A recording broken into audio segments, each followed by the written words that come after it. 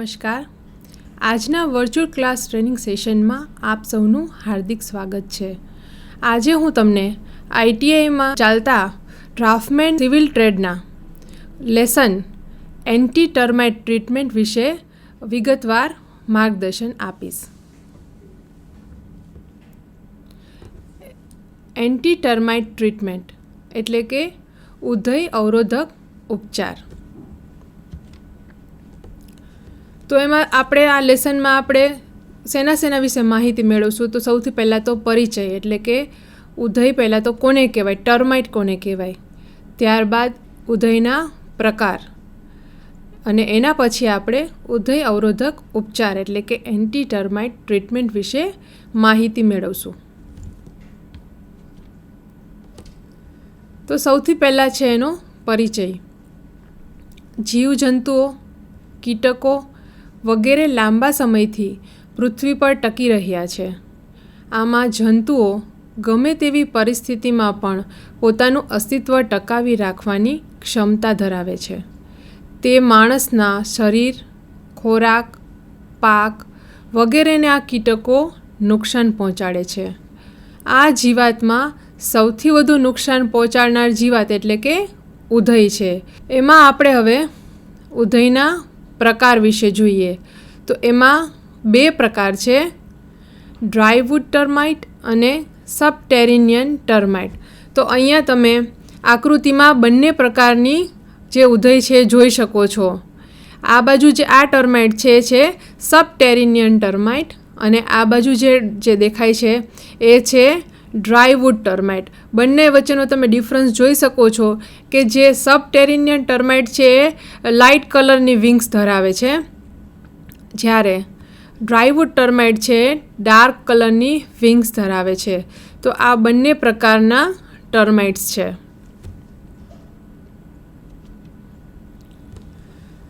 હવે એમાં પહેલો પ્રકાર છે ડ્રાયવુડ ટર્માઇટ. જમીન સાથે સંપર્ક ધરાવતી નથી. આ પ્રકારની જે ઉધઈ છે એનો જમીન સાથે કોઈ જ સંપર્ક નથી હોતો. આ પ્રકારની ઉધઈ છે લાકડામાં જ રહે છે અને ધીમે ધીમે લાકડાની અંદર રહીને લાકડાને નકામું બનાવે છે. ફર્નિચર બારી બારણામાં રહે છે અને ધીમે ધીમે લાકડાને નકામું બનાવે છે. આ પ્રકારની ઉધઈ છે આપણે બીજા પ્રકારની જે ઉધઈ જોઈએ એના કરતાં ઓછી નુકસાનકારક હોય છે. બીજો પ્રકાર છે એનો સબટેરેનિયન ટર્માઇટ. જમીનમાં માળાઓ બનાવે છે. એટલે આ પ્રકારની ઉધઈ છે ક્યાંથી આવે છે? જમીનમાંથી આવે છે. એનો મેઇન સોર્સ હોય છે ભેજ. એને પોતાનું અસ્તિત્વ ટકાવી રાખવા માટે ભેજની જરૂર પડે છે. એટલા માટે તેમાંથી ઝાડાઓ બનાવે છે, પોતાના માળાઓ બનાવે છે અને ત્યારબાદ એમાંથી ધીમે ધીમે આગળ પ્રસરે છે. જમીનમાંથી મકાનમાં પ્રસરે, તિરાડો સાંધા મારફત આગળ વધે છે. એટલે એમાંથી જેમ જેમ મકાનમાં તિરાડો હોય તે મારફતે એનો એ માર્ગ બનાવતી જાય છે અને આગળ વધતી જાય છે. માર્ગમાં આવતી વસ્તુઓનો નાશ કરે. એટલે જેમ જેમ માર્ગમાં જે વસ્તુ આવતી જતી હોય છે, ધારો કે કાગળ છે, પ્લાસ્ટિક છે, કપડાં છે, તો આ બધી જ વસ્તુઓ જેમ જે વસ્તુ એના સંપર્કમાં આવતી જાય છે એના માર્ગમાં એ બધી વસ્તુઓને નાશ કરે છે. ઉધઈનો ખોરાક સેલ્યુલોઝ દ્રવ્યો હોય છે. તે ચામડું, પ્લાસ્ટિક, રબર, ફર્નિચર, કપડાં, કાગળો વગેરે પર હુમલો કરે છે. ઉધઈનો ફેલાવો ઝડપી હોય 2 થી 4 વર્ષમાં મકાનને મોટું નુકસાન પહોંચાડી શકે. ઉધઈને અટકાવવા માટે મકાન અને તેના સંસર્ગમાં આવતી જમીન એ બે વચ્ચે એક રાસાયણિક પડદો મૂકવો જોઈએ. ત્યારબાદ ઉધઈની અસરો. તો આપણે જે હમણાં પહેલા પ્રકારની ડ્રાયવુડ ટર્માઇટની જે વાત થઈ એ પ્રકારની ઉધઈની અસરો અહીંયા જોવા મળે છે. આ ઇમેજની અંદર તમે જોઈ શકો છો કે આ જે લાકડું છે એમાં ઉધઈ આવવાથી લાકડાનો કેવી રીતે નાશ કરે છે તે તમે આ લોકો આ ઇમેજમાં જોઈ શકો છો કે આ પ્રકારની ઉધઈની કેવી અસર થાય છે લાકડા પર. ત્યારબાદ આ જે બીજા પ્રકારની ઉધઈ છે સબટેરેનિયન, તો એની અંદર તમે જોઈ શકો છો, આપણે આગળ વાત થઈ કે તે જમીનમાંથી પ્રવેશે છે, જમીનમાંથી તે માળાઓ બંધે છે. તો અહીંયા તમે જોઈ શકો છો કે આ જે ઉધઈ છે જમીનમાંથી ઉપર પ્રસરે છે અને જેમ જેમ તિરાડો મળે એમ તિરાડો વાટે એનો એ રસ્તો કરે છે અને આગળ પ્રસરતી જાય છે. તે ગમે તેટલી વિસ્તરે આગળ, પણ તે પોતાનો જમીન સાથેનો જે સંપર્ક છે છોડતી નથી. બાજુની ડાયાગ્રામમાં પણ તમે જોઈ શકો છો, અહીંયા જમીનમાંથી આગળ વધતી જાય છે. ત્યારબાદ છે ઉધઈ અવરોધક ઉપચાર એટલે કે એન્ટી ટર્માઇટ ટ્રીટમેન્ટ. તો એની અંદર 2 પ્રકારની ટ્રીટમેન્ટ છે. પહેલું છે મકાનની રચના પહેલાંના ઉપચાર અને બીજું છે મકાનની રચના પછીના ઉપચાર. તો એમાં મકાનની રચનાના પહેલાંના ઉપચાર જોઈએ. આ ઉપચાર 2 તબક્કે કામગીરી કરવી જોઈએ. બાંધકામના સ્થળની તૈયારી કરવી, જેવી કે સ્થળ ઉપર વનસ્પતિ, મૂળ વગેરેનો નાશ કરવો. ઉધઈના રાફડા હોય તો કોષથી કાણા પાડી તેમાં નીચે દર્શાવેલ દવાઓનો ઉપચાર કરવો. અહીંયા આપણે રાસાયણિક દવાઓ બતાવેલી છે અને બાજુમાં તેની સાંદ્રતા કેટલી રાખવી એ બતાવેલી છે. તો અહીંયા પહેલી છે દવાઓમાં DDT અને એની સાંદ્રતા છે 5%. ત્યારબાદ છે BHC, એની સાંદ્રતા છે 0.5%. એના પછી છે રાસાયણિક દવા આલ્ડ્રીન, એની સાંદ્રતા છે 0.25%. એના પછી આવે છે હેપ્ટાક્લોર, એની સાંદ્રતા છે 0.25%. અને લાસ્ટમાં આવે છે ક્લોરડેન, જેની સાંદ્રતા છે 0.50%. બાંધકામના સ્થળની માટીના ઉધઈ અવરોધક ઉપચાર. તો આ ઉપચારની અંદર માટીમાં નીચે દર્શાવેલ દવાના દ્રાવણો રેડી તેમાં ઉધઈ ન વિકસી શકે તેવી ઝેરવાળી બનાવવામાં આવે છે. હવે એમાં આપણે આવતા રસાયણ અને એની સાંદ્રતા વિશે વાત કરીએ તો એમાં પહેલું છે આલ્ડ્રીન, જેની સાંદ્રતા છે 0.50%. ત્યારબાદ છે હેપ્ટાક્લોર, જેની સાંદ્રતા છે 0.50%. અને લાસ્ટમાં છે ક્લોરડેન, જેની સાંદ્રતા છે 1%. દિવાલના પાયા, થાંભલા માટેના ખાડાઓ અને ભોંયરા માટે ખોદકામ કરવા માટે સમતલ સપાટી પર 1 ચોરસ મીટરના વિસ્તારમાં 5 લિટર દ્રાવણનો છંટકાવ કરવો. તો એના હિસાબથી આટલો આપણી પાસે જેટલો વિસ્તાર હોય એમાં એ રીતે આપણે છંટકાવ કરવાનો છે. કઈ રીતે? તો કે 1 ચોરસ મીટરમાં 5 લિટર દવાનો છંટકાવ કરવાનો છે એના હિસાબથી.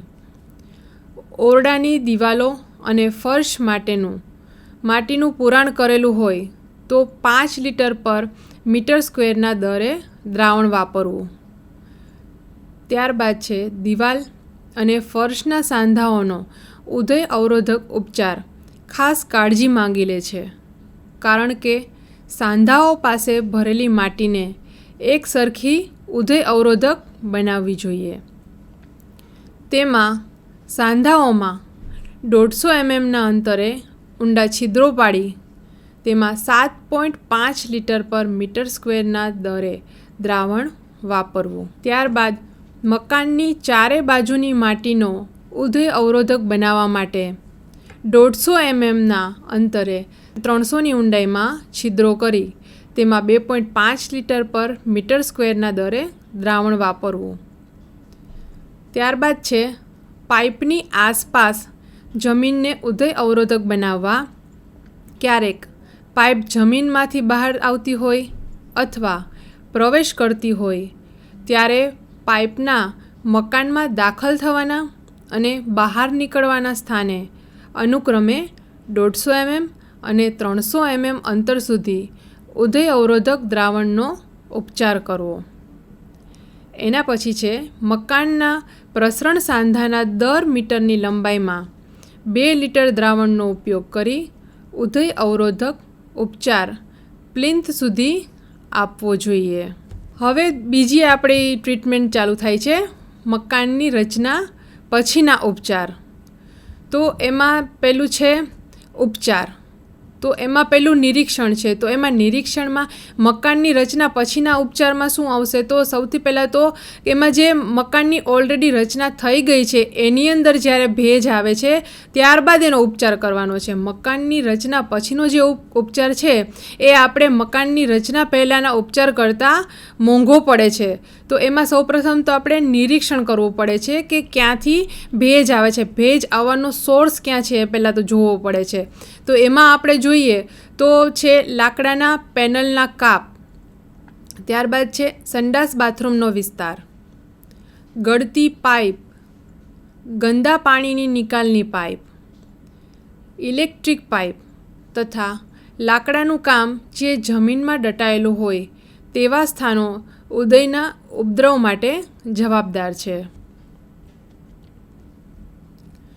તેમાં બહુમાળી મકાનોમાં આ સ્થાનો ઉપરાંત લિફ્ટ માટેના કૂવાઓ, ઇલેક્ટ્રિક વાયરના ઢાંકણા, પાણી પુરવઠાની પાઇપ આ વગેરેની અંદર પણ ઉધઈનો ઉપદ્રવ હોય છે. ત્યાંથી પણ ઉધઈનો આવવાનો સોર્સ હોય છે. ત્યારબાદ આપણે બારી બારણાની ફ્રેમ માટે જ્યારે એન્ટી ટર્માઇટ ટ્રીટમેન્ટ કરવાની હોય છે તો એમાં આપણે ચારે બાજુ 45° ખૂણે છિદ્રો કરીને દવા દ્વારા દબાણથી લગાડવી.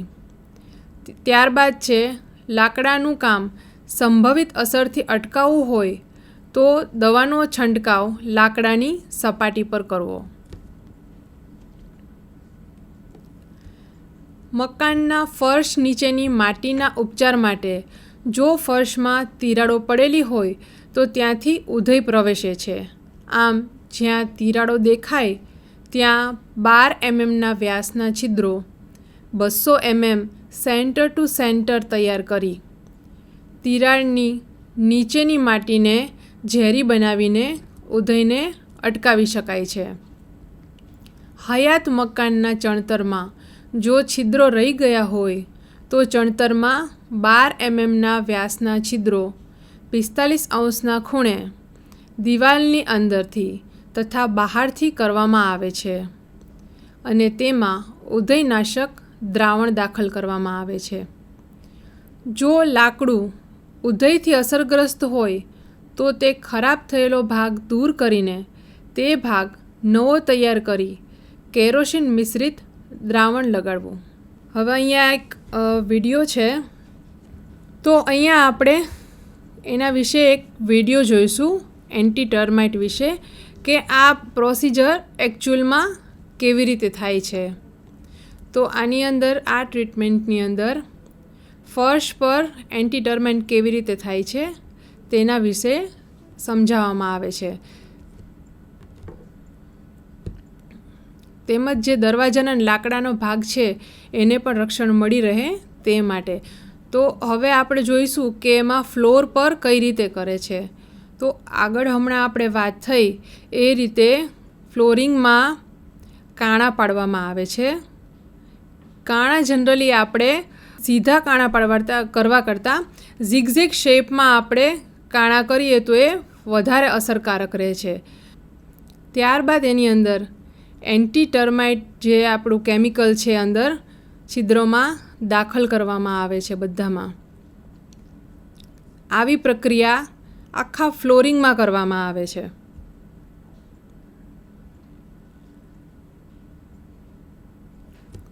તો અહીંયા આપણું આ લેસન પૂરું થાય છે.